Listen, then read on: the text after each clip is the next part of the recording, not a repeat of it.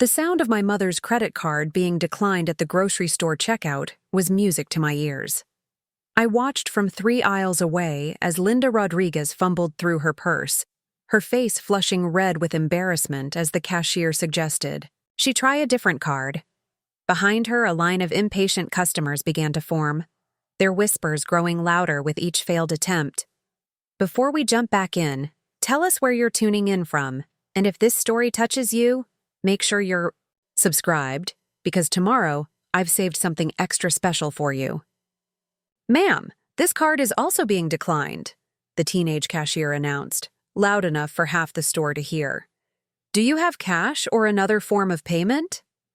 My mother's perfectly manicured hands trembled slightly as she reached for her phone, probably calling my father to ask what was happening to their accounts. What she didn't know was that for the past 6 months, I had systematically provided their home address to every debt collection agency, telemarketing company, and persistent sales organization I could find online. The woman who had thrown away my best friend like he was nothing more than an old piece of furniture was now drowning in the consequences of my carefully orchestrated revenge. But watching her struggle to buy groceries wasn't even the most satisfying part. That came 2 weeks later when I pulled into their driveway in my new Honda Civic, Max panting happily in the passenger seat, his golden fur gleaming in the afternoon sun. My parents stood frozen on their front porch as I stepped out of the car, my beloved golden retriever bounding toward them with the same enthusiasm he'd always shown, completely unaware of the hell they had put both of us through. "Emma," my father stammered, his face pale as Max sniffed around the familiar yard. How did you find him?" I finished calmly, scratching behind Max's ears as he pressed against my legs. "It turns out when you actually care about someone, you don't stop looking until you bring them home." The look of pure shock on my mother's face was absolutely priceless. The same woman who had lectured me about responsibility and making mature decisions was staring at the living proof that her own choices had backfired spectacularly. That moment of perfect justice still gives me chills whenever I think about it. The shocked silence as my parents realized that their quiet, compliant daughter had not only found her way back to her best friend, but had also made their lives considerably more complicated in the process. But to understand how sweet that victory truly was, you need to know how this whole nightmare began. 2 years earlier, I was Emma Rodriguez, a 20-year-old college junior who thought she had the most understanding parents in the world. I was studying computer science at UC Riverside, living in a small apartment just off campus, and working part-time at a local tech company to help cover my expenses. My parents had always been supportive of my education, or so I believed, frequently, reminding me that they were proud of how independent and responsible I had become. My story with Max began during my sophomore year when I was struggling with severe anxiety and depression.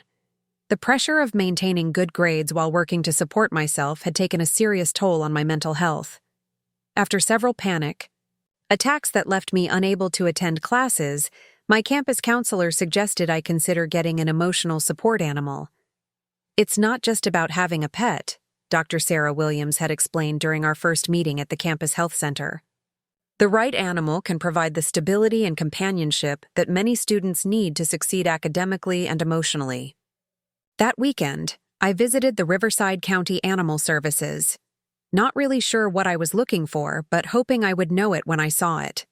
The shelter was crowded and noisy, filled with dogs of every size and temperament, each hoping for their chance at a forever home. I walked slowly past the kennels, stopping occasionally to read the information cards that detailed each animal's story. That's when I saw him. A 6-month-old golden retriever puppy with the most expressive brown eyes I had ever encountered. His information card indicated that he had been surrendered by a family who could no longer care for him due to housing restrictions. The moment our eyes met, something clicked into place. This was meant to be. "That's Max," said Marcus Johnson, the shelter director, appearing beside me with a gentle smile. "He's been here for about 3 weeks, Sweet temperament, already house-trained, great with people. He's been waiting for the right person to come along. Within an hour, I had completed all the adoption paperwork and was driving home with Max secured in a borrowed carrier, his tail wagging despite the unfamiliar surroundings. The moment I opened the carrier door in my apartment, he bounded out and began exploring his new home with the confident curiosity that would become his trademark. Those first few weeks with Max transformed my entire college experience. Having him there when I came home from stressful days at work or difficult exams provided a sense of purpose and comfort I hadn't realized I was missing. He would sit patiently beside my desk while I studied, his calm presence helping to quiet the anxious thoughts that had previously made concentration impossible. My academic performance improved dramatically. The panic attacks that had been occurring several times a week became rare occurrences. My professors noticed the change, commenting on my increased participation in class discussions and the improved quality of my assignments. For the first time since starting college, I felt like I was actually thriving rather than just surviving. Max wasn't just a pet. He was my companion, my confidant, and often my motivation to get out of bed on particularly difficult days. We developed routines that structured my entire week. Morning walks before my first class, afternoon play sessions, in the small yard behind my apartment building, and evening training sessions that helped both of us burn off excess energy. I had been completely transparent with my parents about adopting Max. During our weekly phone calls, I would update them on his progress and share funny stories about his personality quirks. My mother had initially expressed concern about the additional responsibility of pet ownership while maintaining my academic and work commitments. "Are you sure you're ready for this, Mia?" she had asked during one of our Sunday evening conversations. "Dogs require a lot of time and attention. I don't want this to interfere with your studies." But when my grades improved and my overall mood became noticeably more positive, both of my parents seemed to accept that Max was having a beneficial impact on my life.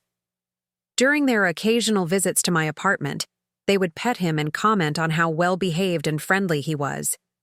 "You've done a good job training him," my father had said during one visit, watching Max perform the basic commands I had taught him. "He's clearly devoted to you." What I didn't realize at the time was that my parents were merely tolerating Max rather than genuinely accepting him as part of my life. Their smiles and positive comments were performative, designed to maintain family harmony rather than expressing authentic approval of my choices. The first real warning sign came during my junior year when I mentioned the possibility of moving back home briefly after graduation to save money while job hunting. I had assumed this would be a welcome suggestion, as it would allow me to contribute to household expenses while launching my career. "That sounds like a practical plan," my mother had responded carefully. "But what about Max?" I had been confused by the question. "What about him?" "He would come with me, obviously. He's part of our family now." The pause that followed should have alerted me to the underlying tension, but I was too focused on my upcoming finals to read between the lines. "We'll cross that bridge when we come to it," she had said diplomatically, changing the subject to my summer internship plans. During my final semester, the conversations about my post-graduation living arrangements became more frequent and more pointed.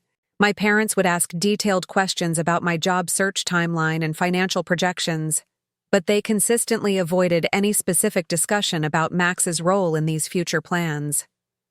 "The job market is competitive right now," my father would say during our weekly calls.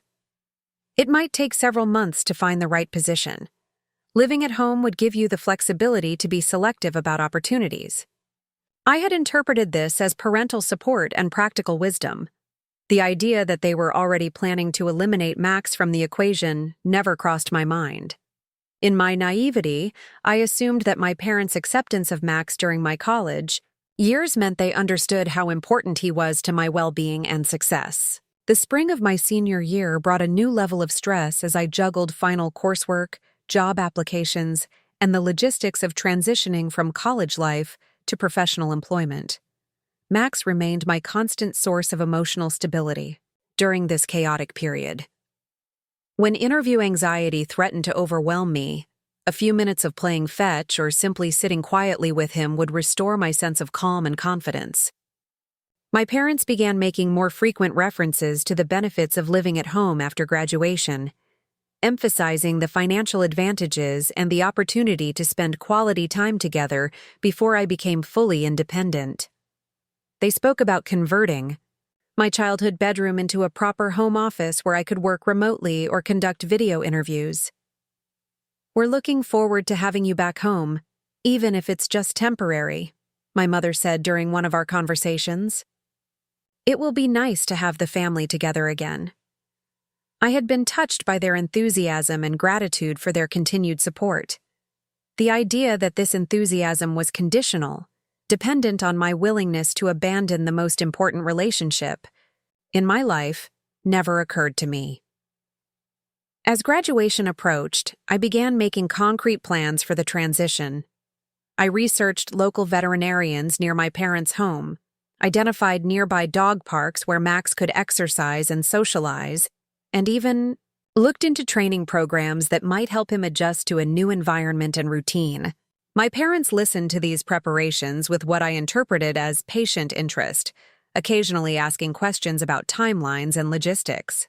What I failed to recognize was that their questions were designed to gather information rather than offer support, preparing them for the conversation they were planning to have with me. 2 weeks before graduation, during what I assumed would be a routine planning call, my mother brought up the subject I had been expecting to discuss for months. "Emma, we need to talk about Max," she said, her tone more serious than usual. "Your father and I have been thinking about the living arrangements, and we're concerned about having a large dog in the house." My initial response was confusion rather than alarm. "What kind of concerns? He's perfectly trained, and he's great with people. You've seen how well-behaved he is." My mother's explanation unfolded slowly, each reason building on the previous one like a carefully constructed argument. The house wasn't really set up for a large dog. The neighbors had homeowners association rules about pets. My father's allergies had been getting worse lately. They were worried about the additional responsibility during an already stressful transition period. "Maybe it would be better if you found him a good home before you move back," she suggested gently. "Just temporarily, until you get settled and find your own place again." The suggestion hit me like a physical blow. Give up Max? The idea was so foreign, so completely unthinkable, that I initially assumed she was joking or testing my commitment to him. "Mom, I can't give up Max," I said firmly. "He's not just a pet. He's my family. He's the reason I was able to succeed in college." What followed was a conversation that revealed how differently my parents and I viewed my relationship with Max. To them, he was a temporary college convenience, like a meal plan or a library card, something useful during a specific phase of life but easily discarded when circumstances changed. To me, he was a living being who had become an integral part of my identity and emotional well-being. The idea of abandoning him was not just unthinkable, it was morally reprehensible. "We're not asking you to abandon him," my father interjected when he joined the conversation. "We're asking you to make a mature decision about what's best for everyone involved, including Max." The manipulation inherent in that statement was subtle but unmistakable. By framing the abandonment of Max as a mature decision, they were implying that my commitment to him was childish and selfish. They were positioning themselves as the rational adults making difficult but necessary choices, while casting me as an emotional college student clinging to an impractical attachment. The conversation continued for over an hour, with my parents alternating between gentle persuasion and subtle pressure. They offered to help me find a good family for Max, to cover the costs of his care during the transition, to visit him regularly until I was established in my own place. Every suggestion was presented as a reasonable compromise, a temporary sacrifice that would benefit everyone in the long term. What they couldn't or wouldn't understand was that there was no compromise possible when it came to Max. He wasn't a negotiable asset in my life. He was the foundation of my emotional stability and mental health. "I'll find my own place," I finally said, ending the conversation before it could become even more contentious. "I'll figure out a way to make it work without moving back home." Preparing and narrating this story took us a lot of time, so if you are enjoying it, subscribe to our channel. It means a lot to us. Now back to the story. The silence that followed was heavy with disappointment and disapproval. My parents had clearly expected me to accept their logic and agree to their terms. My refusal to abandon Max represented a rejection of their authority and judgment that they hadn't anticipated. "Emma, be realistic," my mother said finally. "You don't have a job yet. You can't afford rent and a security deposit and all the expenses of living independently. Don't let pride make bad financial decisions." But this wasn't about pride. This was about love, loyalty, and the recognition that some relationships are worth any sacrifice. Max had been there for me during the most difficult period of my life. The idea of betraying that trust for the sake of convenience was something I couldn't accept. In the weeks leading up to graduation, the tension between my parents and me grew increasingly strained. Our phone conversations became shorter and more formal, focused on practical matters like graduation ceremony logistics rather than the deeper conversations we had previously shared. I threw myself into job hunting, with renewed intensity, applying for positions across the region and emphasizing my willingness to relocate. I researched affordable housing options, calculated monthly budgets that included all of Max's expenses, and explored alternative sources of income that might supplement entry-level salary. Max seemed to sense the stress I was experiencing during this period. He would stay closer to me during my apartment searches and job interviews, his calming presence helping me maintain focus during particularly challenging days. The idea that my parents expected me to give up this source of comfort and stability made their position seem even more unreasonable. 3 days before graduation, I received a job offer from TechStart Solutions, a growing software company located about 30 minutes from my college town. The salary was modest, but sufficient to cover basic living expenses, and the company offered excellent benefits, including health insurance and professional development opportunities. More importantly, the job came with the flexibility to work remotely several days per week, which would allow me to spend more time with Max and potentially take on freelance projects to supplement my income. I called my parents immediately to share the good news, hoping that the concrete evidence of my employability and independence would help them understand that I was capable of supporting both myself and Max without their assistance. "That's wonderful, Mija," my mother said, and I could hear genuine pride in her voice. "We're so proud of how hard you've worked." But when I mentioned that I had already started looking for dog-friendly apartments in the area, the conversation took a familiar turn. Once again, they encouraged me to reconsider moving back home, emphasizing the financial benefits and the opportunity to save money for future goals. "The job will still be there in a few months," my father pointed out. "Why not give yourself time to settle into the work routine before taking on the additional stress of independent living?" I realized that they hadn't heard anything I had said about Max being non-negotiable. In their minds, the practical advantages of living at home still outweighed my emotional attachment to my dog. They were still operating under the assumption that I would eventually see reason and make what they considered the mature choice. Graduation day arrived with a mixture of excitement and underlying tension that I tried to ignore. My parents attended the ceremony and took the obligatory photos, smiling proudly as I accepted my diploma and posed with classmates.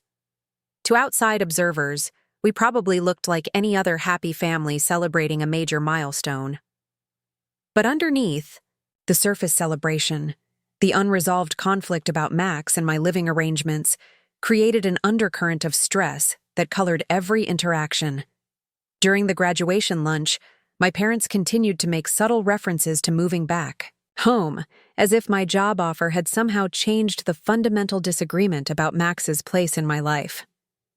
"There's no rush to make final decisions about housing," my mother said as we shared dessert.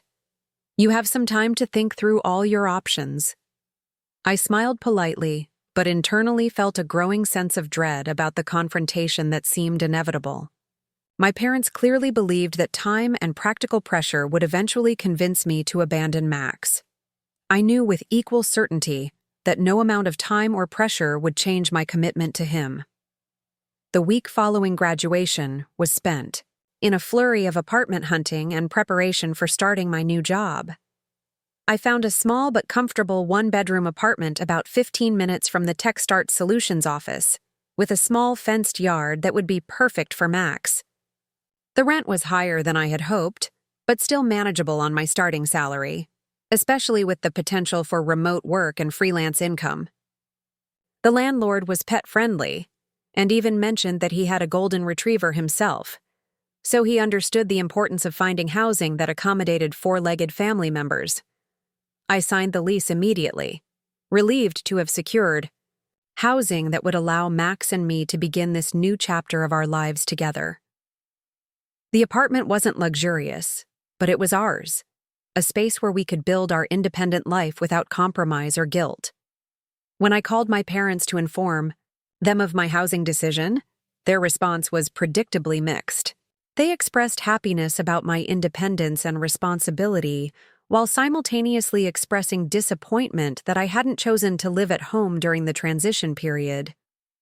"Are you sure you've thought this through completely?" my mother asked for what felt like the 100th time. Living alone with a large dog is a lot of responsibility, especially when you're starting a demanding new job. I assured her that I had considered all the factors and felt confident in my decision.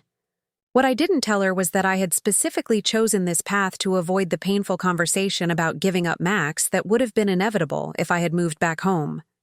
By choosing independence, I was choosing Max, preserving the relationship that had become central to my sense of self and emotional well-being. The additional financial pressure and responsibility seemed like a small price to pay for maintaining the bond that had carried me through the most challenging period of my life.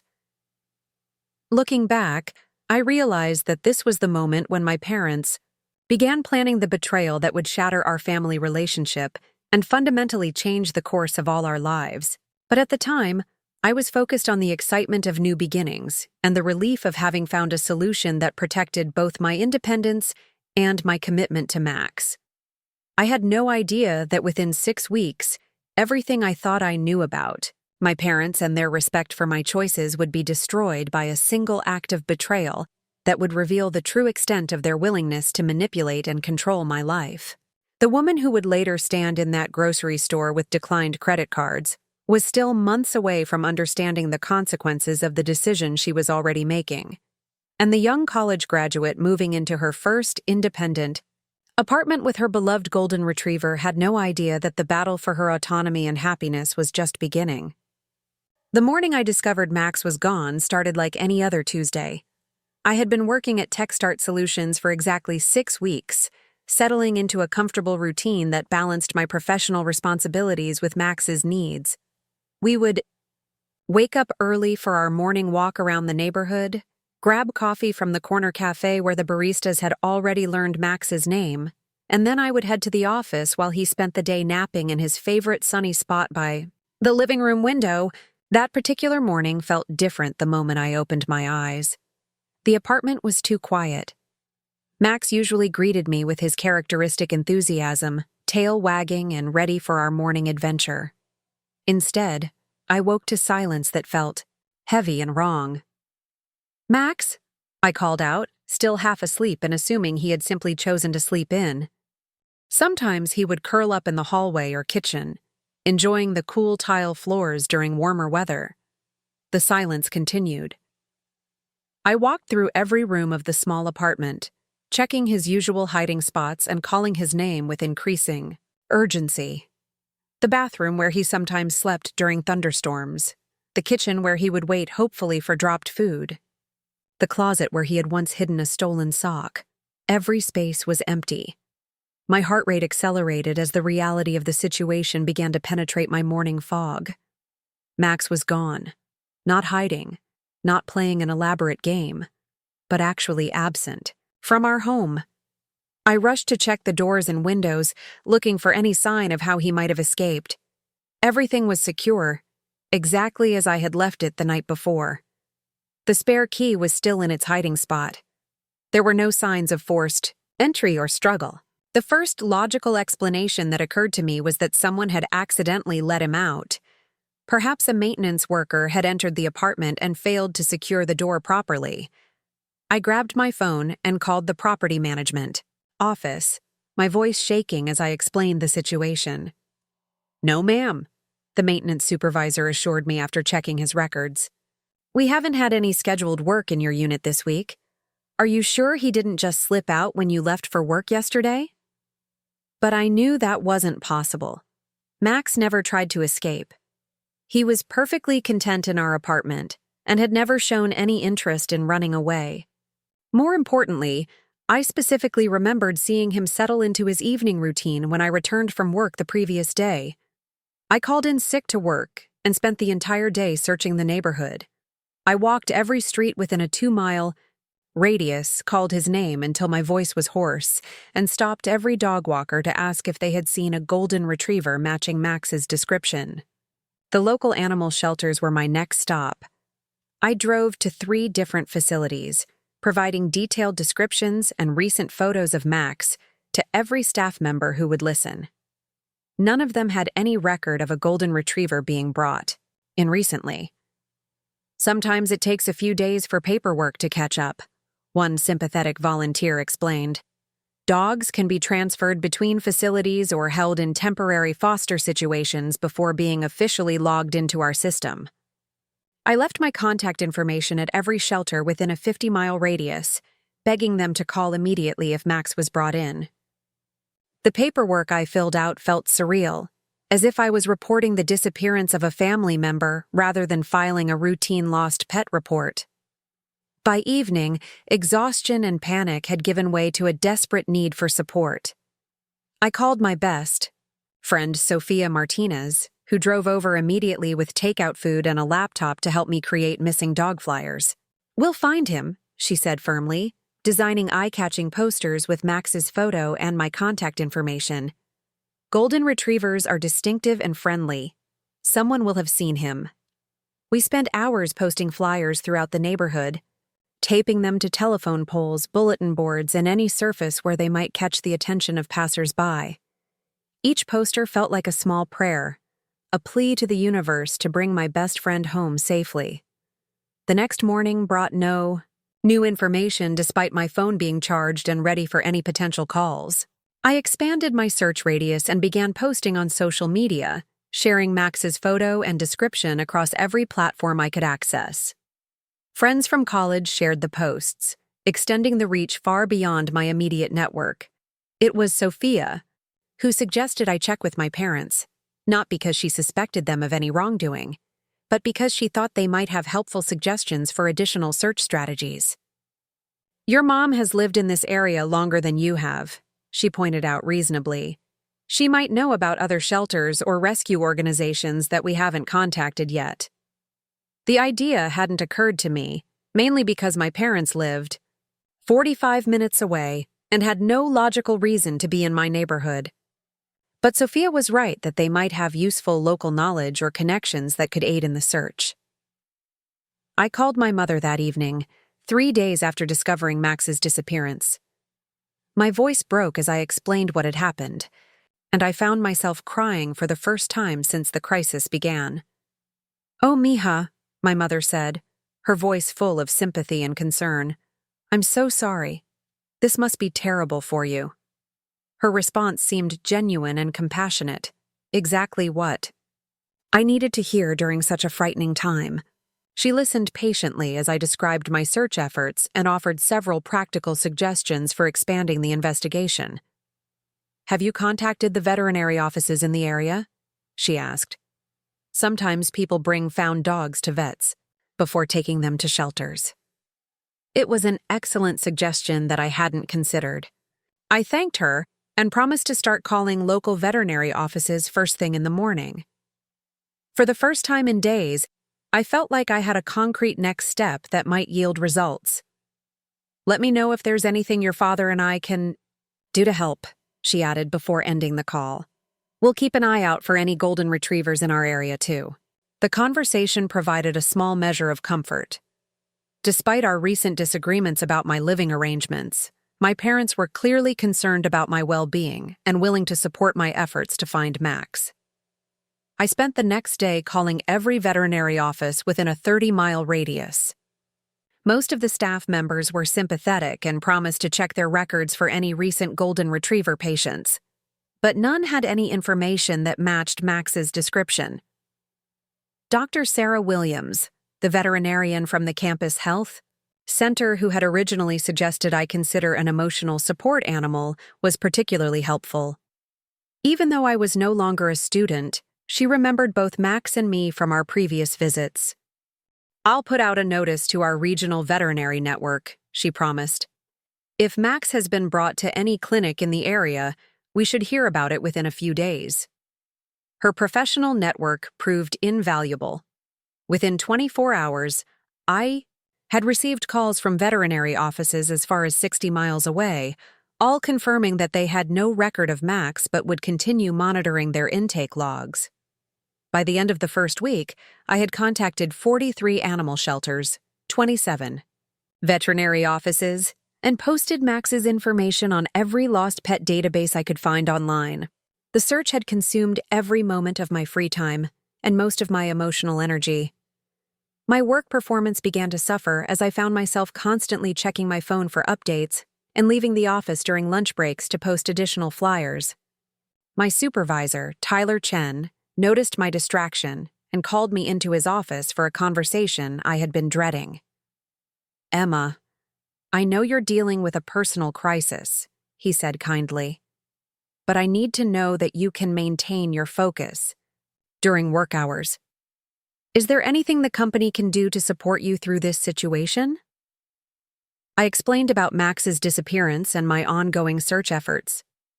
Tyler listened with genuine concern and offered to adjust my schedule to accommodate the search while ensuring my work responsibilities were met.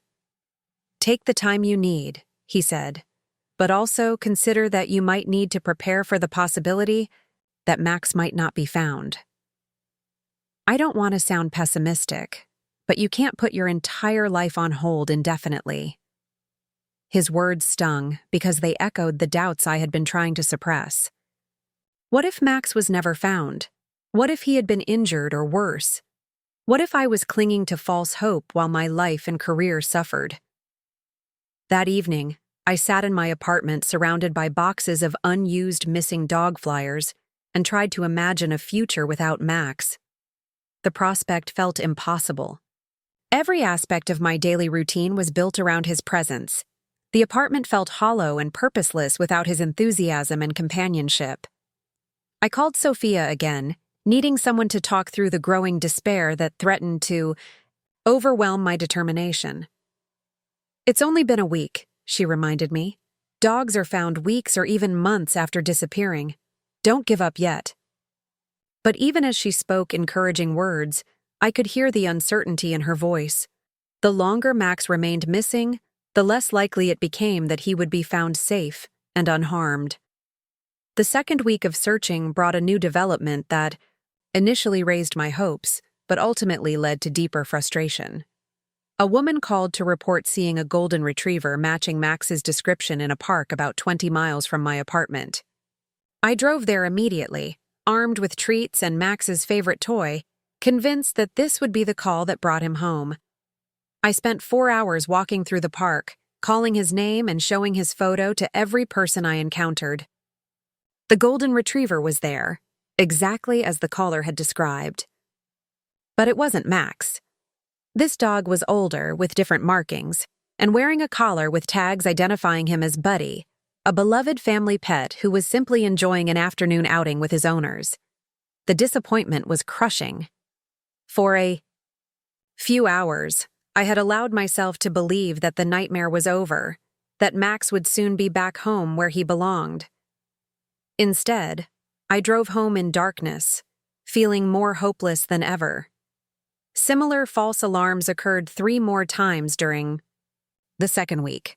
Each sighting raised my hopes and sent me racing across the region, only to discover dogs that resembled Max, but weren't him.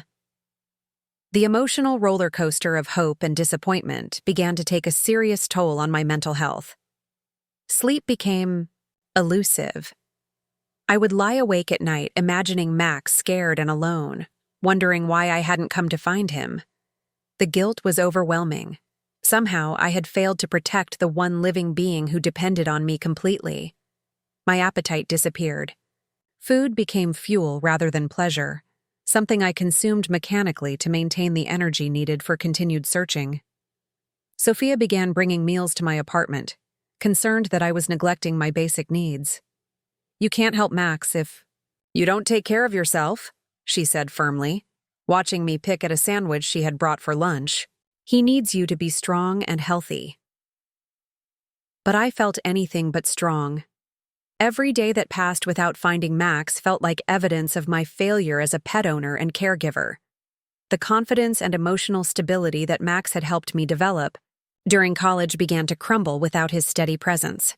It was during the 3rd week of searching that I received the phone call that changed everything. I was at work, trying to focus on a coding project, when my phone rang with an unfamiliar local number. "Is this Emma Rodriguez?" A professional, female voice asked. "Yes, this is Emma." "My name is Jennifer Walsh, and I'm calling from the Riverside County Animal Services.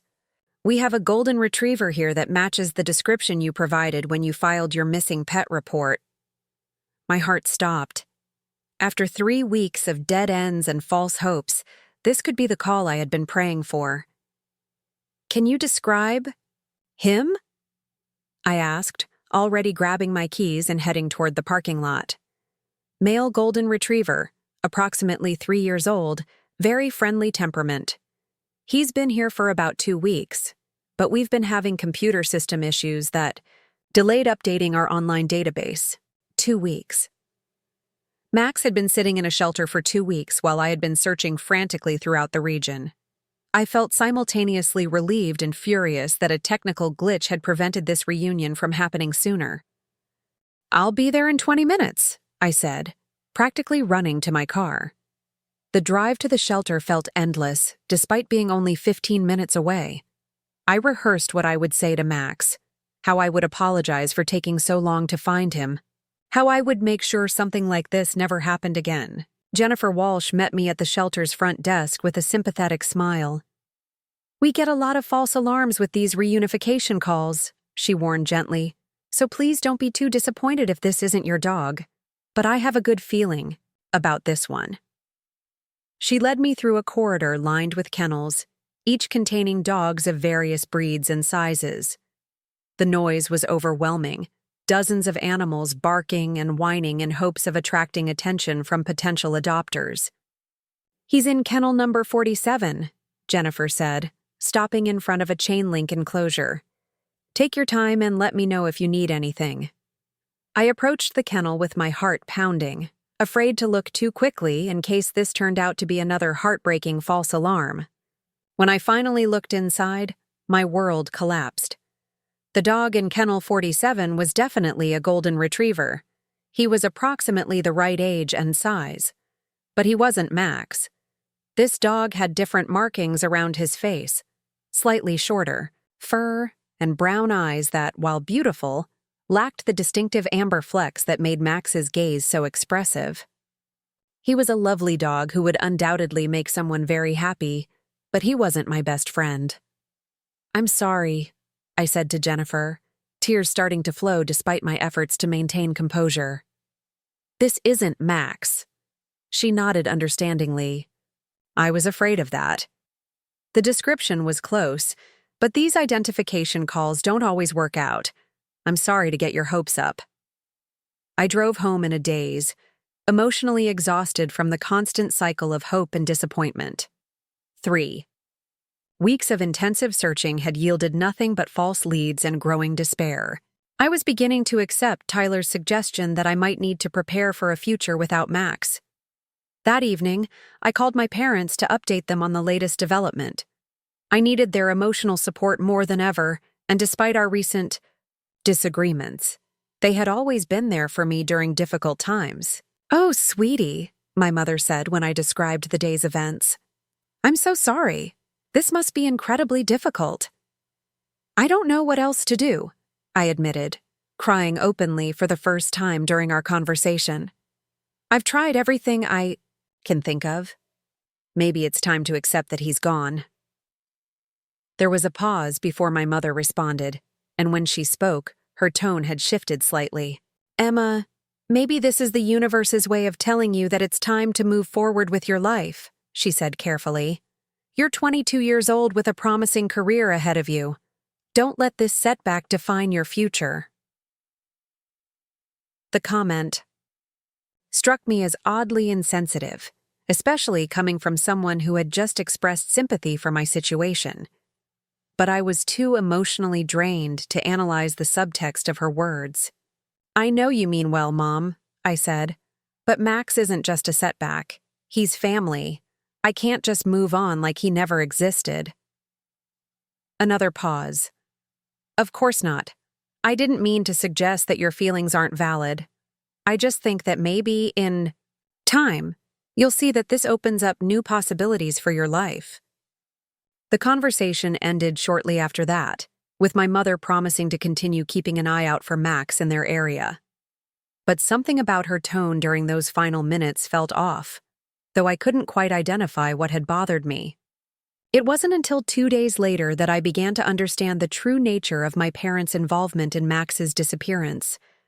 I was having lunch with my cousin Jake Thompson, a computer programmer who had offered to help expand my online search efforts.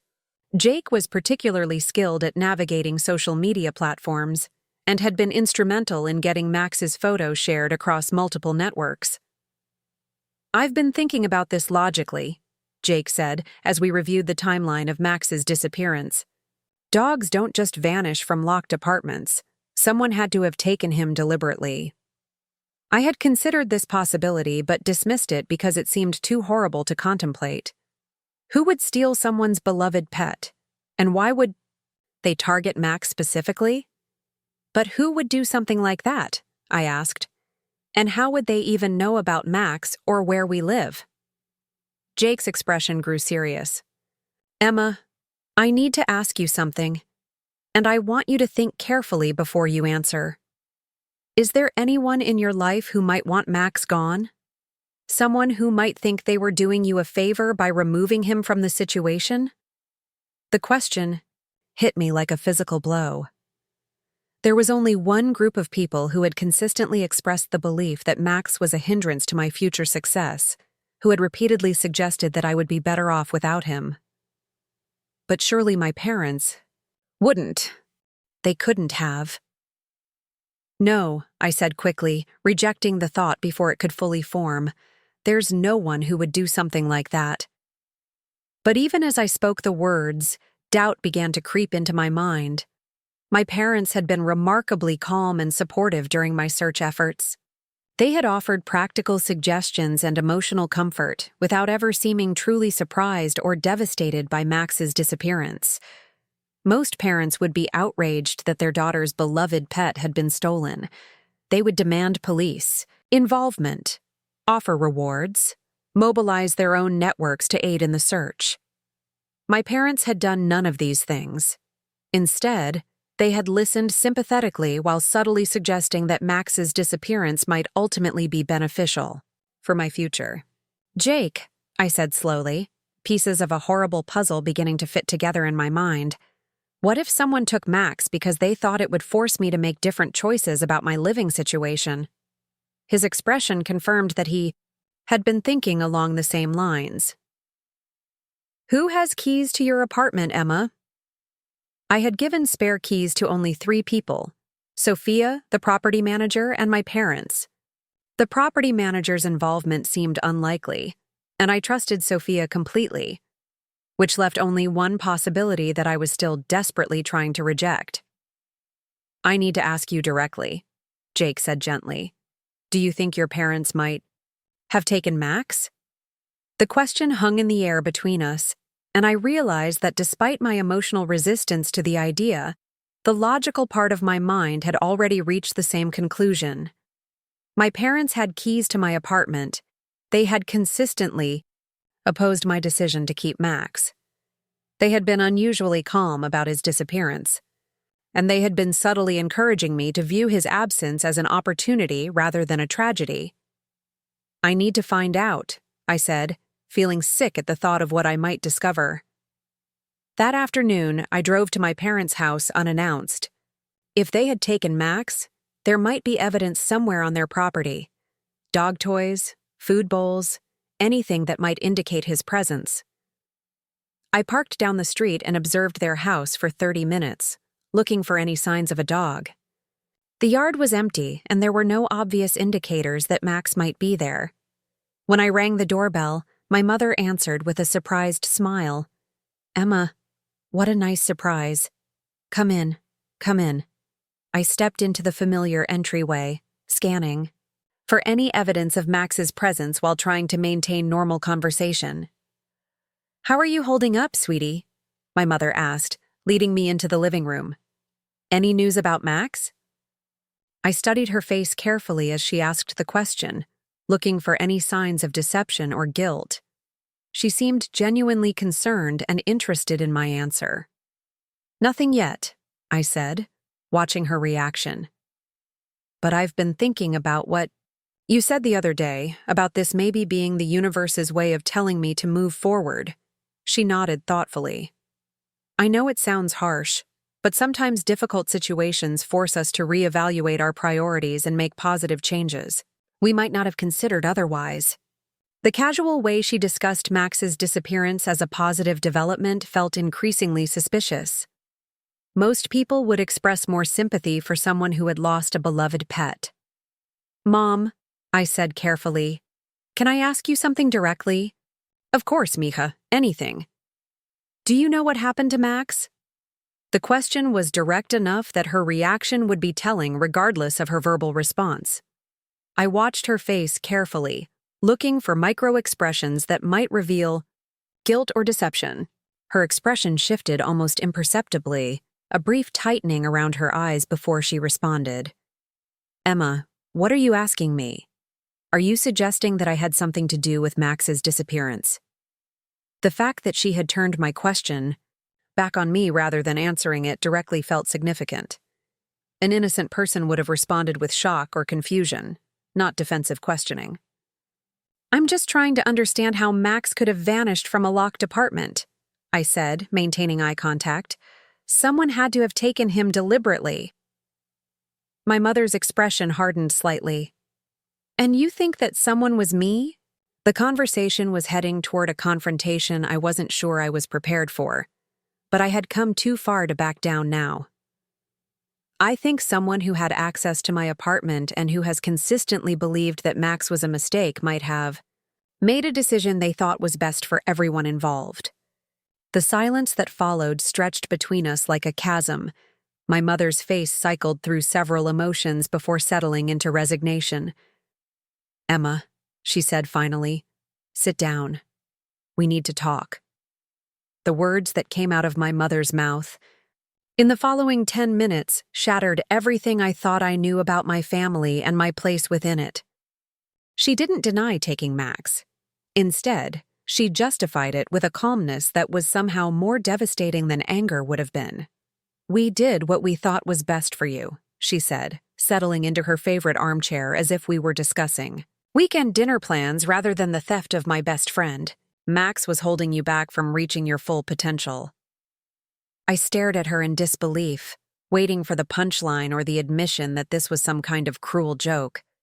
When neither came, I felt something fundamental break inside my chest. Where is he? I asked, my voice barely above a whisper. We took him to a very good shelter in Bakersfield, she replied matter-of-factly. It's a no-kill facility with an excellent adoption program. I'm sure he's found a wonderful new family by now. Bakersfield was nearly 200 miles away. They hadn't just taken Max, They had transported him to a location where I would never think to look, ensuring that even if I searched every local shelter, I wouldn't find him. The calculated cruelty of it left me breathless. This wasn't an impulsive decision made in a moment of frustration. They had planned this carefully, researching facilities far enough away to prevent accidental discovery while maintaining plausible deniability about his fate. "You had no right," I said, standing up so quickly that the room seemed to tilt. "He wasn't yours to give away. He was my family." My mother's expression remained frustratingly calm. "Emma, you're 22 years old. It's time to stop playing house with pets and start building a real adult life. Max was a crutch that was preventing you from growing up." The dismissive way she referred to my relationship with Max as playing house revealed how fundamentally she misunderstood what he meant to me. To her, Max was a toy I had outgrown, an inconvenient phase that needed to be ended for my own good. "He wasn't a crutch," I said, my voice growing stronger with anger. "He was my emotional support animal. He helped me succeed in college. He helped me manage my anxiety and depression." She waved her hand dismissively. "You don't need an emotional support animal anymore. You graduated, you have a job, you're functioning perfectly well without him." The fact that I was functioning at all was a testament to the foundation of confidence and stability that Max had helped me build over 3 years. The idea that his absence proved I didn't need him showed how completely my mother misunderstood the nature of our bond. "Where in Bakersfield?" I demanded. "What's the name of the shelter?" For the first time since the conversation began, my mother hesitated. "Emma, there's no point in pursuing this. It's been 3 weeks. Max has probably been adopted already." The deliberate vagueness of her response suggested that she either didn't remember the specific shelter or was unwilling to tell me. Either way, her refusal to provide concrete information felt like another layer of betrayal. "Tell me where you took him," I repeated more forcefully this time. "I'm not going to enable you to make a mistake that will set your life back months or years," she replied firmly. This was a difficult decision, but it was the right one. "You'll thank us eventually." The arrogance of that statement took my breath away. She had stolen my best friend, hidden him 200 miles away, and was now refusing to help me find him because she believed her judgment was superior to mine. I pulled out my phone and started calling every animal shelter in Bakersfield, putting each call on speaker so my mother could hear exactly what I was doing. The first 3 facilities had no record of a golden retriever matching Max's description being surrendered in the past month. "Emma, stop this," my mother said as I dialed the 4th number. "You're embarrassing yourself." But I continued calling, working through every animal welfare organization in Kern County. Most of the staff members were sympathetic and promised to check their records thoroughly, but none had any information about Max. By the time I had exhausted the list of Bakersfield area shelters, my mother's calm facade was beginning to crack. She clearly hadn't expected me to start calling immediately, and my refusal to accept her decision was frustrating her careful plans. "Where else might you have taken him?" I asked, turning back to face her. "What other cities did you consider?" "Emma, I'm not going to continue this conversation," she said, standing up and moving toward the kitchen. "You're acting like a child throwing a tantrum." I followed her, my anger building with each step. "I'm acting like someone whose family was stolen by people who claim to love her." She turned around sharply. "Don't be dramatic. It was a dog, not a family member." That sentence crystallized everything that was wrong with my mother's perspective. To her, Max was property that could be discarded when it became inconvenient. She couldn't or wouldn't understand that some relationships transcend legal ownership. "He was more family to me than you apparently are," I said, surprised by the coldness in my own voice. My mother's face flushed with anger. "How dare you say that? Everything your father and I have done has been for your benefit. We paid for your education. We supported your career goals. We've always put your welfare first. You put your vision of my welfare first, I corrected. You never cared about what actually made me happy or healthy. The argument escalated quickly from there, 3 weeks of suppressed grief and anger pouring out in accusations and recriminations. My mother defended her decision with increasing desperation, insisting that removing Max from my life would ultimately prove beneficial. You were limiting yourself, she repeated multiple times. You were making life choices based on a dog's needs instead of your own potential. I tried to explain that Max enhanced rather than limited my potential, that his presence in my life had enabled achievements that would have been impossible without his support. But my mother couldn't hear past her own certainties about what my life should look like. The conversation ended when my father came home and found us shouting at each other in the kitchen. He immediately tried to play peacemaker, suggesting that we were both too emotional to have a productive discussion. "Let's all calm down and talk about this rationally," he said, positioning himself between my mother and me as if we might come to physical blows. But I was done talking. 3 weeks of searching, hoping, and grieving had led me to the discovery that the people I trusted most in the world had deliberately destroyed my happiness for my own supposed good. "I want the name of the shelter where you took Max," I said, to my father, hoping he might be more reasonable than my mother. He glanced nervously at my mother before responding, "Emma, maybe we should focus on moving forward rather than relitigating decisions that have already been made." The careful phrasing confirmed his complicity in the plan. This hadn't been my mother's unilateral decision. They had discussed it, planned it, and executed it together. "I'm going to find him," I said firmly, "with or without your help." My mother's expression hardened again.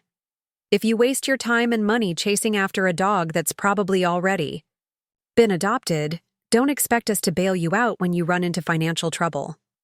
The threat was clear. Continue pursuing Max and lose their financial and emotional support entirely. They were using their position as my parents to coerce compliance with their vision of my future. But they had fundamentally miscalculated my priorities. I would rather struggle financially while searching for Max than live comfortably without him. "I never want to see either of you again," I said, heading toward the front door. "Emma, don't be ridiculous," my father called after me. "We're family. We can work through this." I stopped and turned back to face them both. Family doesn't steal from each other. Family doesn't destroy what the people they love care about most. You're not my family anymore. The drive back to my apartment was a blur of tears and rage. I had lost Max, but I had also lost my parents, my childhood home, and my faith in the people who were supposed to love me unconditionally. For the first time since Max's disappearance, I felt completely alone in the world. That evening, Sophia came over with takeout and found me sitting on my living room floor surrounded by maps of California, plotting my search strategy for the entire state.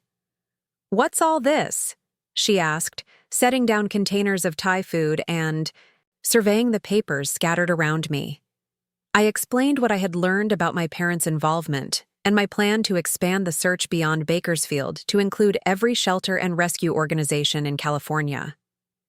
"Emma," Sophia said gently, sitting down beside me, "that's going to cost thousands of dollars in gas and hotel rooms. And even if you find the right shelter, there's no guarantee Max will still be there."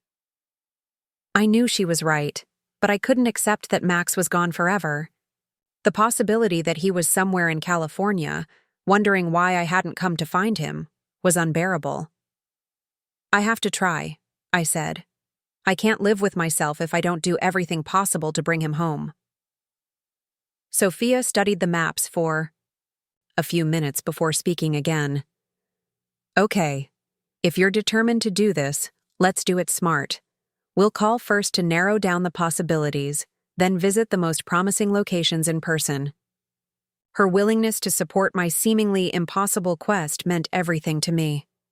At least one person in my life understood that Max was worth fighting for. We spent the next 3 hours creating a systematic plan for contacting every animal welfare organization in California.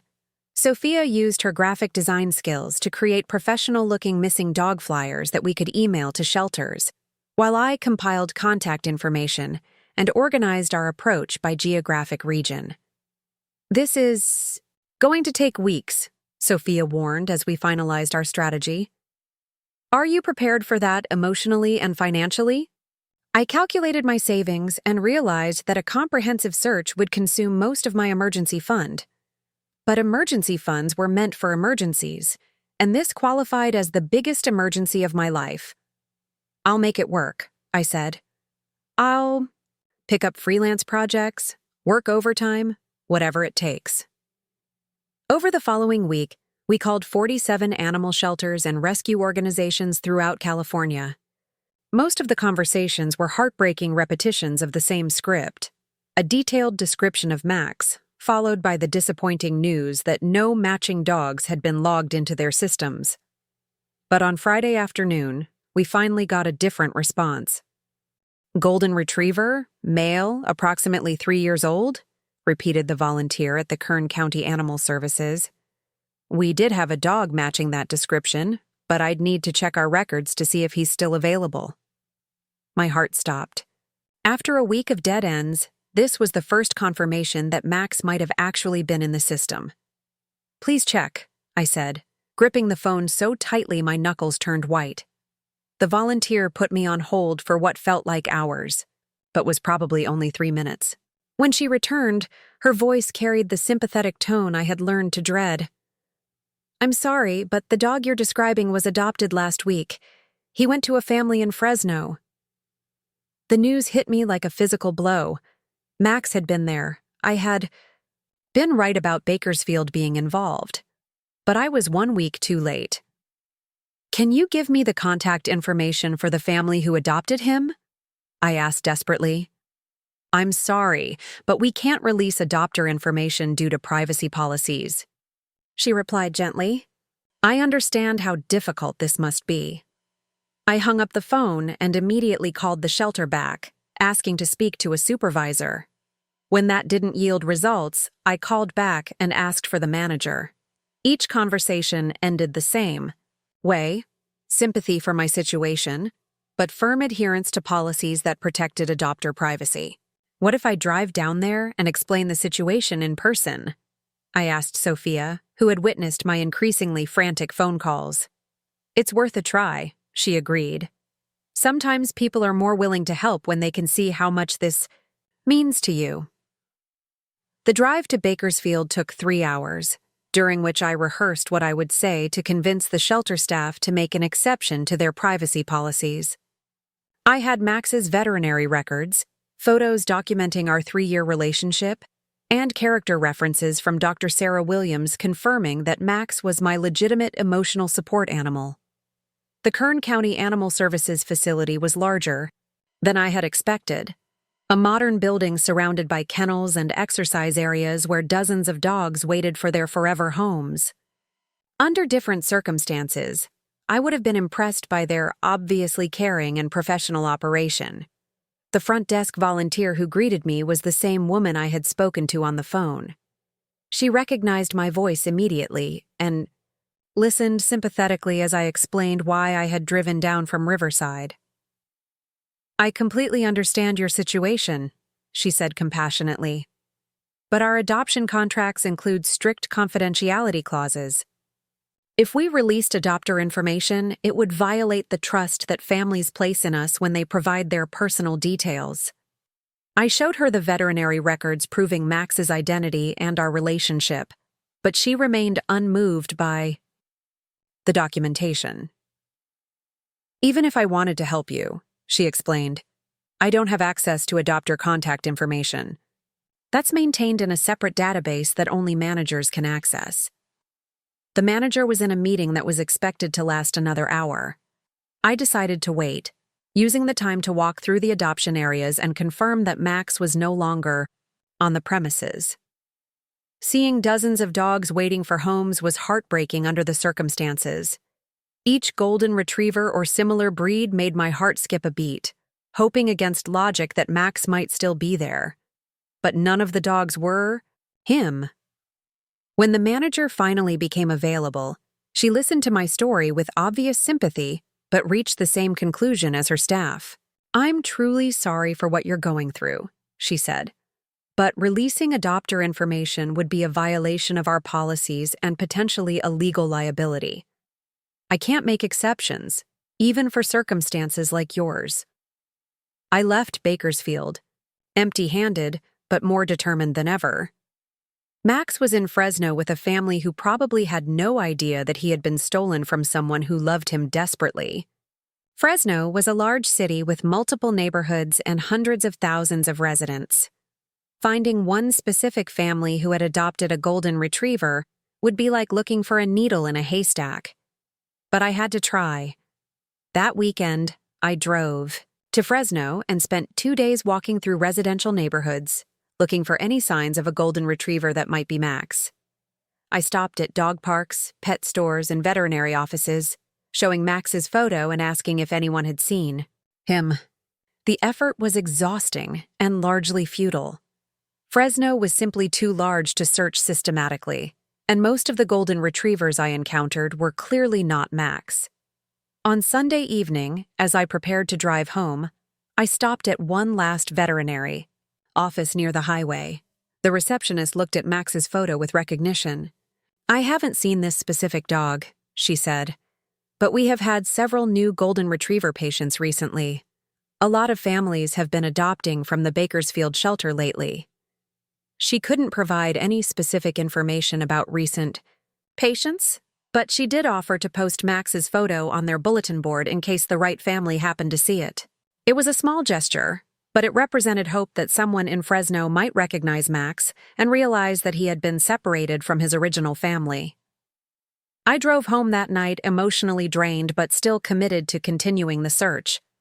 Max was somewhere in Fresno, and eventually I would find him. The following week brought new challenges that forced me to confront the practical realities of my situation. My supervisor at TechStart Solutions called me into his office to discuss my recent performance and attendance issues. "Emma, I've been as flexible as possible about your personal situation," Tyler said carefully, "but your work quality has declined significantly over the past month. You've missed several important deadlines, and your colleagues have expressed concern about your ability to focus during team meetings." I knew he was right. My obsession with finding Max had consumed most of my mental and emotional energy, leaving little for professional responsibilities. "I understand your concerns," I said, "and I appreciate your patience. I know I haven't been performing at my usual level." Tyler leaned forward with a sympathetic expression. "Is there anything the company can do to support you through this crisis? Additional time off, counseling resources, flexible scheduling?"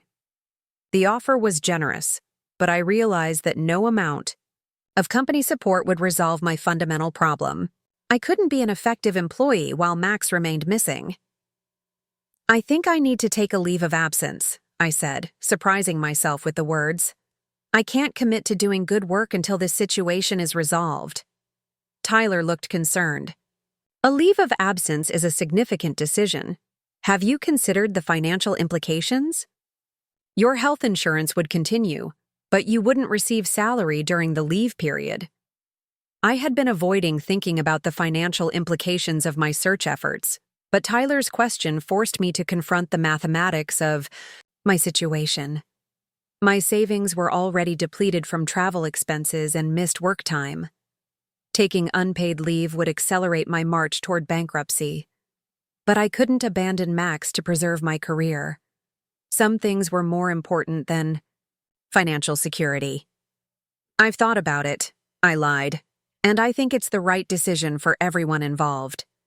Tyler arranged for me to take a 3-month unpaid leave of absence, with the understanding that my position would be held open for my return. It was a generous accommodation that reflected his recognition of my previous good performance and his hope that I would eventually resolve my personal crisis. That evening, I sat in my apartment calculating exactly how long my remaining savings would last if I stopped receiving salary. Even with extreme frugality, I could survive for perhaps 6 weeks before facing eviction or other serious financial consequences. 6 weeks to find Max and restore some normalcy to my life. The pressure was overwhelming, but it also provided clarity about my priorities. I would spend the next 6 weeks doing everything humanly possible to locate Max. If that effort failed, I would at least know that I had exhausted every reasonable option. Jake came over the next evening to help me develop a more systematic approach to the Fresno search. You can't just wander around residential neighborhoods hoping to spot him, he pointed out reasonably. We need to think about where dog owners go and when they're most likely to be there. We created a schedule for visiting every dog park, pet store, grooming facility, and veterinary office in Fresno during peak hours, when dog owners were most likely to be present. We also researched local dog training classes, agility competitions, and other events where families with new pets might appear. This is still a long shot, Jake warned as we finalized our strategy, but at least we're being strategic about it. The next phase of my search would require more systematic effort and better financial planning than my previous attempts. But I was more determined than ever to bring Max home, regardless of the personal cost. I had already lost my relationship with my parents and jeopardized my career. I couldn't afford to lose Max, too. The breakthrough came on a Thursday morning, 3 weeks into my systematic Fresno search strategy. I was sitting in the parking lot of Fresno Valley Pet Hospital, waiting for their morning rush of appointment arrivals, when I spotted a familiar golden coat through the clinic's front window. My heart nearly stopped as I watched a man in his 40s check in at the reception desk with a golden retriever that looked exactly like Max. The size was right, the coloring was perfect, and even from a distance, something about the dog's posture and movements looked achingly familiar. I waited until they were called into an examination room before approaching the receptionist. My hands were shaking as I showed her Max's photo and explained that I believed the dog that had just been brought in might be my stolen pet. I'm sorry, but I can't discuss specific patients, she said sympathetically. But if you'd like to, speak with Dr. Martinez when he finishes with his current appointment. He might be able to help you figure out the best way to handle this situation. The 20-minute wait felt like an eternity. I paced the parking lot, rehearsing what I would say to convince the dog's current family that Max belonged with me. I had brought all my documentation, veterinary records, adoption papers from the original shelter, and dozens of photos documenting our 3 years together. When Dr. Martinez finally came out to meet with me, his expression was carefully neutral. I understand you believe one of our patients might be your missing dog, he said. Can you tell me more about the circumstances? I explained the entire situation, starting with my parents' theft of Max and ending with my months-long search effort. Dr. Martinez listened without interrupting, occasionally glancing at the photos I had spread across his desk. The dog you're describing does match the patient I just examined, he said finally. But I need to be very careful about how we proceed here. The family who brought him in has legitimate adoption papers from a reputable shelter. My excitement was tempered by the realization that this would be more complicated than simply identifying Max and taking him home. The family who had adopted him believed they were his rightful owners, and they had no reason to suspect that he had been stolen. Would you be willing to speak with them? Dr. Martinez asked. I could arrange an introduction and let you present your evidence. If this really is your dog, I think most reasonable people would want to do the right thing. I agreed immediately, and Dr. Martinez went back into the examination room to speak with the family. Through the thin walls, I could hear muffled conversation, but couldn't make out specific words. The discussion seemed to go on forever. When the examination room door finally opened, a middle-aged man emerged, followed by a woman about my age, and the golden retriever I now knew with absolute certainty was Max. The moment Max saw me, his entire body language changed. His tail started wagging frantically, he pulled toward me against the leash, and he began making the excited whining sounds that had always been his way of expressing overwhelming joy. "Oh my God," the woman said, watching Max's reaction. "He definitely knows you." The man, who introduced himself as David Chen, looked confused and concerned. "We adopted him from the Bakersfield shelter 6 weeks ago. They told us he was surrendered by a family who couldn't keep him anymore." I knelt down, and Max practically knocked me over in his enthusiasm to reunite. He covered my face with kisses, pressed his entire body against mine, and demonstrated every behavior that had always been specifically directed toward me. There was no question that this was my dog. "His name is Max," I said, tears streaming down my face as I buried my hands in his familiar fur. "He's been my emotional support animal for 3 years." The woman, who introduced herself as Lisa Chen, was staring at the reunion with obvious dismay. "We had no idea," she said quietly. "The shelter told us he needed a new home. Our daughter has been bonding with him for weeks." David pulled out his phone and started scrolling through photos. "Look at this," he said, showing me pictures of Max playing with a young girl. "Mia adores him. She's been telling everyone at school about her new dog." The situation was heartbreaking for everyone involved. The Chen family had legitimately adopted Max, believing he needed a home, and their daughter had formed a genuine attachment to him. But Max was unquestionably my dog, and his reaction to seeing me proved that our bond remained intact despite the forced separation. Dr. Martinez suggested we continue the conversation in his office, away from the curious stares of other pet owners in the waiting room. As we settled into chairs around his desk, Max positioned himself firmly between my legs, as if ensuring that no one could separate us again. "I can see that this is an incredibly difficult situation for everyone," Dr. Martinez said diplomatically. "David and Lisa, you obviously care about this dog and have given him a loving home. Emma, it's clear that he was very important to you and that you've gone to extraordinary lengths to find him." Lisa was crying quietly, clearly devastated by the realization that she would have to give up the dog her daughter loved. "How do we explain this to Mia?" she asked. "She's going to be heartbroken." I felt terrible for their family, but I also knew that Max belonged with me. "I'm so sorry this happened to you," I said sincerely. "You seem like wonderful people, and I know you've taken good care of him. But he was stolen from me by my own parents. I've been searching for him for 4 months." David leaned back in his chair, processing the implications of the situation. "So the shelter didn't know he was stolen when they put him up for adoption?" "The people who took him to the shelter were my parents," I explained. "They had keys to my apartment and access to all his veterinary records. The shelter had no way of knowing that Max had been taken without my consent." The conversation continued for another hour as we worked through the emotional and practical implications of the situation. The Chen family was clearly good people who had fallen in love with Max, but they also recognized that he rightfully belonged to me. "We'll return him to you," David said finally. "But we'd like a few days to prepare our daughter and say goodbye properly." I wanted to take Max home immediately, but I also understood their need for closure. We agreed that I would return on Saturday to pick him up, giving the Chen family time to explain the situation to their daughter and have a proper farewell. As I left the veterinary office, Max tried to follow me, clearly confused about why we were separating again. The look in his eyes nearly broke my heart, but I knew that in 3 days, we would never have to be apart again. I spent those 3 days preparing for Max's return.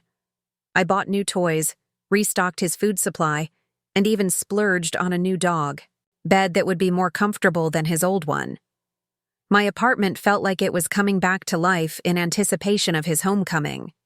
On Saturday morning, I arrived at the Chen family's house exactly on time.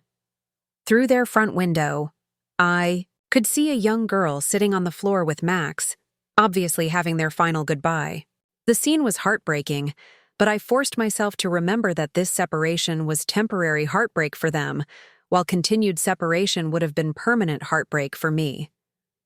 Mia Chen was about 8 years old with dark hair and tear-stained cheeks. She hugged Max tightly as her parents explained that he was going back to his original family. "Will I ever see him again?" she asked, looking at me with the hopeful expression that only children can manage. "Of course," I said impulsively. "You can visit him anytime you want. You helped take care of him when I couldn't, and that makes you part of his family too." The offer seemed to comfort Mia slightly, and it felt like the right thing to do. The Chen family had given Max love and care during our forced separation. They deserved to maintain some connection to the dog they had tried to save. David handed me Max's leash along with a bag containing his adoption papers, veterinary records from his time with their family, and several toys that Mia insisted he should keep. "Take good care of him," Lisa said, giving Max one final hug. "He's a special dog." "I will," I promised, "and thank you for loving him while we couldn't be together." The drive home was pure joy. Max sat in the passenger seat, occasionally putting his paw on my arm or leaning over to lick my face. Every few minutes, I would reach over to pet him, still hardly believing that our long separation was finally over. When we arrived at my apartment, Max immediately began investigating every corner, reacquainting himself with our home. He found his old toys exactly where he had left them, drank from his familiar water bowl, and then settled into his favorite spot by the living room window as if the past 4 months had been a strange dream. That evening, as Max slept peacefully on his new bed, I called Sophia to share the miraculous news. "I can't believe you actually found him," she said, her voice full of joy and amazement. "When you started this search, I honestly didn't think it was possible." "I never stopped believing," I said, watching Max's peaceful sleep. "I knew he was out there somewhere, waiting for me to bring him home." But even as I celebrated Max's return, I knew that my problems were far from over. I had been on unpaid leave for almost 2 months. My savings were nearly depleted, and I still needed to figure out how to rebuild the life that my parents' betrayal had shattered. The next morning, I called Tyler at TechStart Solutions to update him on my situation and discuss returning to work. "Emma, that's wonderful news about Max," he said warmly. "I'm so happy you found him. When would you like to return to the office?" "As soon as possible," I replied. "I know I've been away longer than originally planned, and I'm ready to refocus on my career." Tyler paused before responding. "I need to be honest with you about something. While you've been on leave, we've had to redistribute your responsibilities to other team members. Your position is still available, but we've made some organizational changes that might affect your role." The conversation that followed revealed that my extended absence had created complications I hadn't anticipated. Several of my key projects had been permanently reassigned, and my return would require a significant adjustment period to reintegrate into the team. "I understand if you need time to get back up to speed," Tyler said diplomatically, "but I need to know that you're fully committed to being here. The past few months have been disruptive for everyone." I assured him that I was completely focused on returning to work, but I could hear the skepticism in his voice. My obsessive search for Max had cost me more than just money. It had damaged my professional reputation and credibility. When I returned to work the following Monday, the atmosphere was noticeably different. Colleagues who had previously been friendly and collaborative now seemed distant and cautious. I had become the employee who had disappeared for months over a pet situation, and that perception influenced how people interacted with me. My first project assignment was significantly less challenging than my previous work, clearly designed to test my commitment and reliability rather than utilize my skills. I completed it efficiently and professionally, hoping to demonstrate that my focus had returned. But over the following weeks, it became clear that rebuilding my professional standing would take considerable time and effort. I had to prove myself all over again, earning back the trust and respect that my absence had cost me. The financial pressure was even more immediate.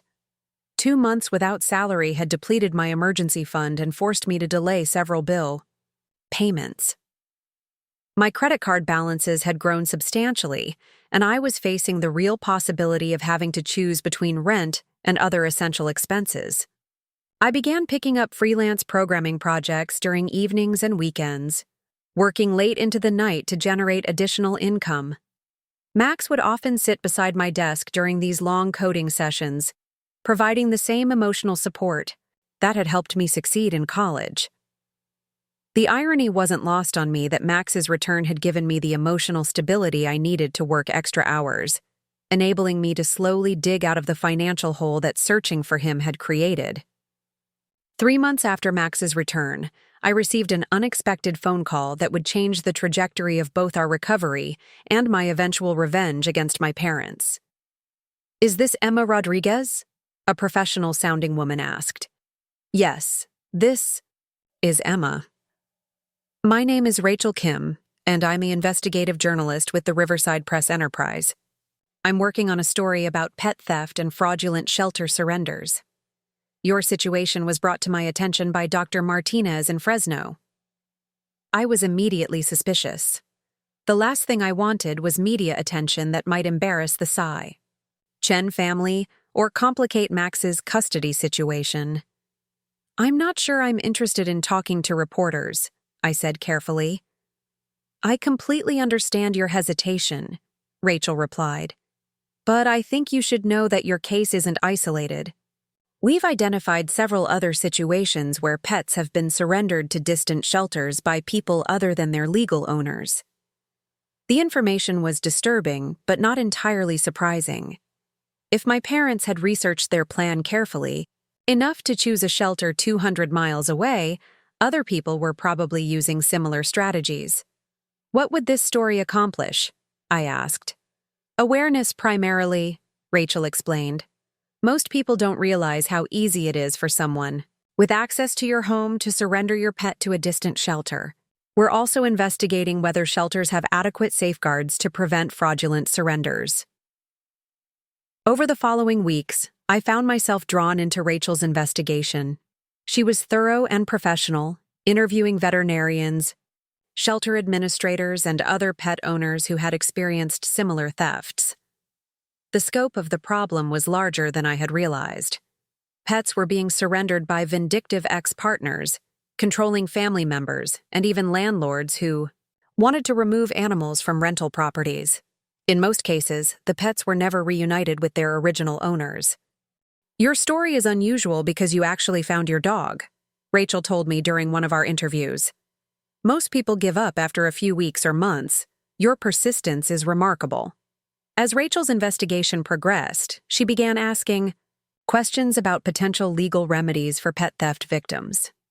The criminal justice system generally treated pet theft as a minor property crime, but civil courts might offer better options for seeking compensation and accountability. "Have you considered pursuing legal action against your parents?" she asked during our final interview. The idea hadn't seriously occurred to me. I had been so focused on finding Max that I hadn't thought much about consequences for the people who had taken him. "What kind of legal action?" I asked. "Civil suit for emotional distress, theft, interference with your relationship, possibly conversion," Rachel explained. "You have clear documentation of the theft, evidence of the emotional and financial harm it caused, and proof that their actions were deliberate and malicious." She gave me the contact information for several attorneys who specialized in animal law, suggesting that a consultation might help me understand my options. The idea of taking legal action against my parents felt strange and uncomfortable, but Rachel's investigation had revealed the broader implications of their behavior.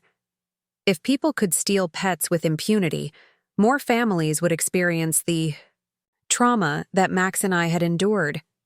I scheduled a consultation with Jennifer Walsh, an attorney who had built a practice around animal welfare issues. She listened to my story with obvious sympathy and expertise. "You have an excellent case," she said after reviewing my documentation.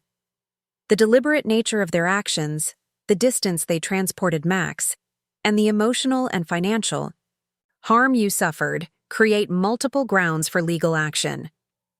Jennifer explained that a successful lawsuit could result in both financial compensation and a legal precedent that might deter similar thefts in the future.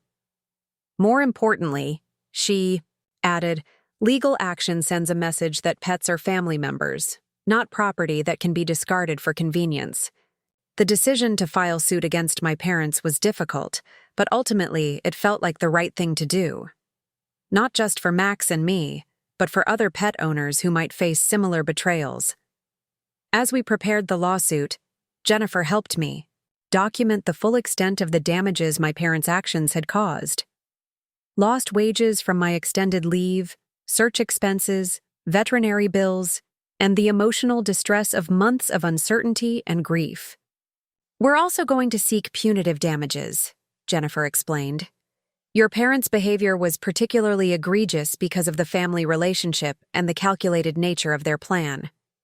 The lawsuit was filed on a Tuesday morning 6 months after Max's return. By that afternoon, my parents' attorney had called Jennifer to discuss potential settlement options. They don't want this to go to trial, Jennifer told me after the call.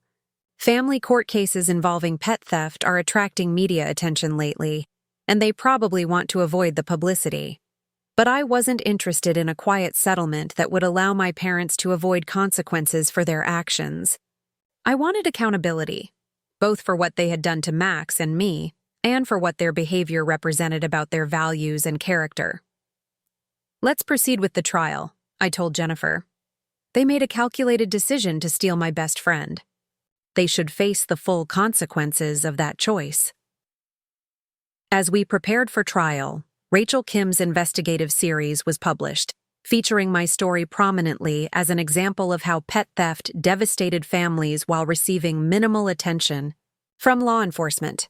The articles generated significant public interest and sympathy, with many readers sharing their own stories of pets that had been stolen or fraudulently surrendered. The series also prompted discussions about strengthening legal protections for pet owners and improving shelter verification procedures. Max seemed to sense that something important was happening during this period. He stayed closer to me than usual, as if ensuring that no one could separate us again while I fought for justice and accountability. The trial was scheduled for the following spring, giving us several months to build the strongest possible case. During that time, my professional life gradually stabilized as I proved my renewed commitment to my career, and my financial situation slowly improved through careful budgeting and continued freelance work. But the most important aspect of my recovery was the simple daily joy of having Max back in my life. Every morning walk, every evening game of fetch, every moment of his peaceful presence reminded me why the search had been worth every sacrifice I had made. I was no longer the heartbroken young woman who had discovered her dog missing from a locked apartment. I had become someone who would fight impossible odds to protect the relationships that mattered most. Someone who understood that family was defined by love and loyalty rather than genetics or legal documents. My parents had tried to teach me a lesson about priorities and maturity. Instead, they had taught me about my own strength, determination, and capacity for unconditional love. The lesson they had actually provided was far more valuable than the one they had intended. The trial began on a crisp Monday morning in March, exactly 18 months after Max's disappearance, and nearly a year since his joyful return. I sat beside Jennifer Walsh in the courtroom, watching my parents enter with their attorney, looking composed but unmistakably uncomfortable with the public scrutiny their actions had finally attracted. Max wasn't allowed in the courtroom, but I carried a small photo of him in my pocket, a reminder of why this confrontation was necessary. The months of preparation had been emotionally exhausting, but seeing my parents across the room, I felt nothing but resolve. Jennifer had prepared meticulously for this moment. Our case file contained hundreds of pages of documentation, veterinary records proving Max's identity and our relationship, shelter logs tracking his transportation to Bakersfield, financial records showing the cost of my search efforts, and testimony from witnesses who could speak to the emotional bond between Max and me. The opening statements painted starkly different pictures of the same events. My parents' attorney, a polished woman in her 50s, portrayed their actions as misguided parental concern rather than malicious theft. Linda and Robert Rodriguez are loving parents who made a difficult decision they believed would benefit their daughter's future, she argued. They were concerned that Emma's attachment to her pet was preventing her from making mature choices about her career and living situation. Jennifer's opening was more direct and powerful. This case is about theft, pure and simple.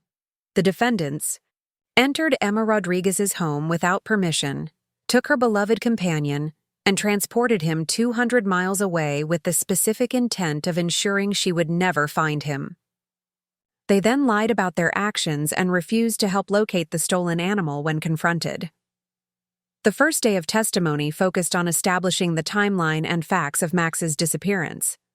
I took the stand to describe our relationship, Max's role as my emotional support animal, and the devastating impact of his theft on my mental health and financial stability. Jennifer guided me through the most difficult parts of my testimony with professional compassion. When she asked me to describe the moment I realized Max was gone, I felt the same crushing panic I had experienced that Tuesday morning months earlier. I searched every room, every closet, every possible hiding place, I said, my voice steady despite the painful memories. Max had never tried to escape before. He was perfectly content in our home. I knew immediately that something was wrong. My parents' attorney attempted to suggest during cross-examination that Max might have escaped accidentally, that my parents' involvement was speculation rather than fact, but the evidence was too strong to undermine with hypothetical scenarios. You have no proof that my clients actually took your dog, she suggested. They had keys to my apartment, I replied. They had repeatedly expressed the belief that Max was holding me back. When I confronted my mother directly, she admitted taking him to a shelter in Bakersfield. That's not speculation, that's confession. The second day brought testimony from Dr. Sarah Williams, who spoke eloquently about the therapeutic value of emotional support animals and the trauma that separation could cause both pets and their human companions. Emma and Max had an extraordinary bond, Dr. Williams testified. Max wasn't just a pet. He was a medical intervention that had successfully treated Emma's anxiety and depression. Removing him from her life was equivalent to stealing someone's prescribed medication. The Chen family also testified, describing Max's behavior when he saw me at the veterinary clinic and confirming that his reaction left no doubt about our relationship.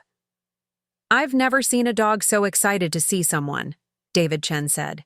It was obvious that Emma was the most important person in his world. Their testimony was particularly powerful because they had no bias in favor of my case.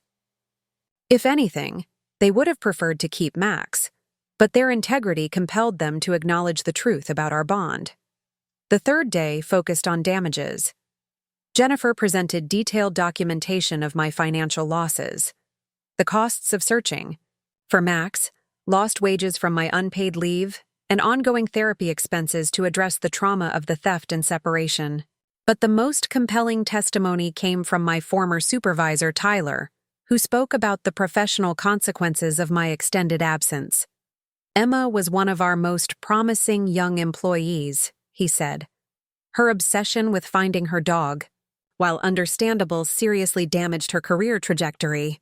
She's still working to rebuild the professional relationships and credibility that were lost during her absence. My parents' defense strategy became clear during their testimony. They attempted to portray themselves as concerned parents making a difficult but necessary intervention in their daughter's life. My mother took the stand wearing a conservative navy suit, her expression carefully arranged to convey maternal concern rather than guilt. Emma has always been our priority, she said when their attorney asked about their motivations. We were worried that her attachment to Max was preventing her from reaching her full potential. She was making life decisions based on a dog's needs rather than her own career opportunities. Jennifer's cross-examination was devastating. "Mrs. Rodriguez, did you have legal authority to surrender Max to the shelter?" "We were acting in Emma's best interests," my mother replied, avoiding the direct question. "That's not what I asked. Did you have legal authority to surrender a dog that belonged to your daughter?" "Emma is our daughter. We've always made decisions for her benefit." "Mrs. Rodriguez, Emma was 22 years old, living independently, and had legal ownership of Max. You had no authority to make decisions about her property, did you?" The pause before my mother's response was telling. "We thought we were helping her by stealing her dog and lying about it?" My father's testimony was even more damaging. Under Jennifer's questioning, he admitted that they had specifically chosen a shelter in Bakersfield because it was far enough away that I wouldn't find Max during a local search. "You wanted to ensure that Emma would never see Max again, didn't you?" Jennifer asked. "We wanted her to focus on her future," my father replied weakly. "By permanently separating her from a companion she loved and depended on for emotional support? We thought she would be better off without him." "Mr. Rodriguez, you transported Max 200 miles away specifically to prevent Emma from finding him, correct? We thought distance would help her move on." The admission that they had deliberately chosen a distant shelter to prevent recovery was devastating to their defense. It proved premeditation and malicious intent, transforming their actions from misguided parental concern into calculated cruelty. The trial's final day included closing arguments that crystallized the fundamental issues at stake. My parents' attorney made one last attempt to frame their actions as loving intervention rather than theft. "Linda and Robert Rodriguez made a mistake," she conceded, "but their motivations were pure. They genuinely believed they were helping their daughter build a better life." Jennifer's closing was passionate and precise. "Intent doesn't matter when the action is theft. The defendants had no legal right to take Emma's dog, regardless of their motivations. They caused months of emotional trauma, thousands of dollars in damages, and nearly destroyed the bond between Emma and Max forever." She paused to let the weight of her words settle before continuing. "This case is about more than one family's dysfunction. It's about establishing that pets are family, members with relationships that deserve legal protection. The defendants treated Max like property that could be discarded for convenience. Emma treated him like family worth fighting for." The jury deliberated for less than 4 hours before returning with their verdict. They found my parents liable on all counts: theft, conversion, intentional infliction of emotional distress, and interference with my relationship with Max. The financial judgment was substantial. Beyond compensating me for my documented losses, the jury awarded significant punitive damages, sending a clear message that pet theft would have serious consequences. But the real victory wasn't financial. It was the legal recognition that the bond between Max and me had value that couldn't be dismissed or overruled by people who disagreed with my choices. As we left the courthouse that afternoon, my parents avoided eye contact completely. Their attorney had already indicated they planned to appeal, but Jennifer was confident that the evidence was too strong to overturn. "You did the right thing," Jennifer told me as we stood on the courthouse steps. "This case will help other pet owners who face similar situations." The media coverage was extensive, with Rachel Kim's follow-up articles reaching national outlets. Pet owner advocacy groups praised the verdict as a landmark decision that strengthened legal protections for animal companions. But more satisfying than the public vindication was returning home to Max, who greeted me with his usual enthusiasm despite having no understanding of the legal battle that had just concluded on his behalf. That evening, I sat on my couch with Max beside me, reading messages of support from hundreds of people who had followed the trial coverage. Pet owners from across the country shared their own stories of theft, abandonment, and the extraordinary lengths they had gone to protect their animal companions. One message particularly touched me. It was from Mia Chen, now 9 years old, who had written to congratulate Max and me on our victory. "I'm so happy you and Max can never be separated again," she had written in careful cursive. "Can we still visit him sometime? I miss playing fetch with him." I called the Chen family immediately to arrange a visit. They had become part of Max's extended family during his time with them, and that relationship deserved to be maintained and celebrated. The following weekend, Mia and her parents came to my apartment for a reunion that was joyful for everyone involved. Max remembered them immediately, demonstrating the same enthusiastic greeting he had shown me at the veterinary clinic. "He's gotten bigger," Mia observed, comparing Max to her memories from months earlier. "He's happier too," Lisa Chen added, watching Max move comfortably through his familiar environment. "You can tell he's home."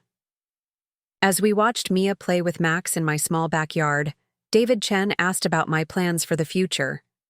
"Are you going to stay in this apartment?" he wondered. "The trial settlement should give you some options." I had been thinking about that question frequently since the verdict. The financial award was substantial enough to provide security and opportunities I had never imagined possible. "I'm thinking about buying a house," I said. "Something with a bigger yard for Max and space for family visits." The idea of space for family visits was significant. Despite everything that had happened, I wasn't entirely ready to write off the possibility of reconciliation with my parents. The legal battle had been about accountability and justice, not permanent estrangement. But any future relationship would be on entirely different terms. They would need to accept Max as a permanent part of my life and acknowledge that their interference had been wrong. 2 months after the trial, I received an unexpected phone call from my mother. Her voice was subdued, lacking the confident authority that had characterized our previous conversations. "Emma, I was wondering if we could talk," she said carefully. "Your father and I have been doing a lot of thinking since the trial ended. I agreed to meet them at a neutral location, a coffee shop halfway between my apartment and their house. When I arrived with Max on his leash, I could see the shock in their faces. They clearly hadn't expected me to bring him to the meeting. "You brought the dog," my mother said, her tone impossible to read. "His name is Max," I corrected firmly. "And yes, I brought him. He's part of my family, which means he's part of any conversation about my future relationship with you." We found a table on the outdoor patio where Max could lie comfortably while we talked.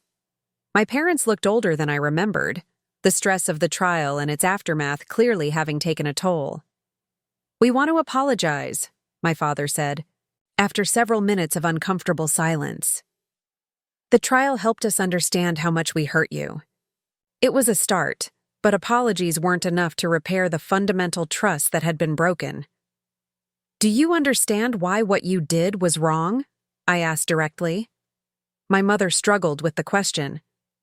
"We understand that you see it as wrong," she said carefully. "That's not the same thing," I replied. "Do you understand that taking Max without my permission was theft, regardless of your motivations?"